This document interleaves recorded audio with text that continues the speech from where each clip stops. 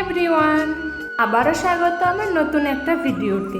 আশা করছি সকলেই খুব ভালো আছেন আর আমরাও বেশ ভালো আছি। এখন ঘড়ির কাঁটায় বাজে ওই সন্ধ্যে 7টার দিকের মতো। এখন থেকে আজকে ব্লগটা আমি শুরু করছি। আশা করছি আপনাদের ভালো লেগে থাকবে। তো আজকে অনেকগুলো জামা প্যান্ট ধুয়েছিলাম, সেইগুলোই চলে এসেছি এখন ভালো করে গোছগাছ করতে।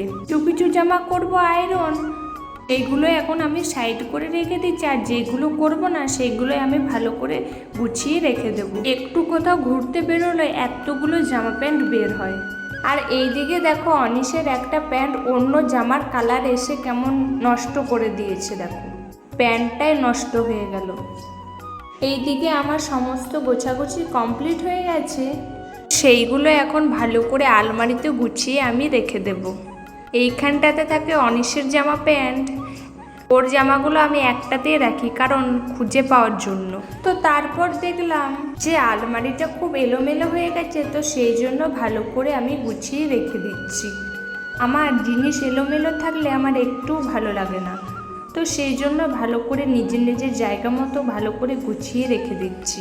এইদিকে আমার সমস্ত গুছাগুছি কমপ্লিট হয়ে গেছে। এই জামাগুলো কালকে করব আয়রন।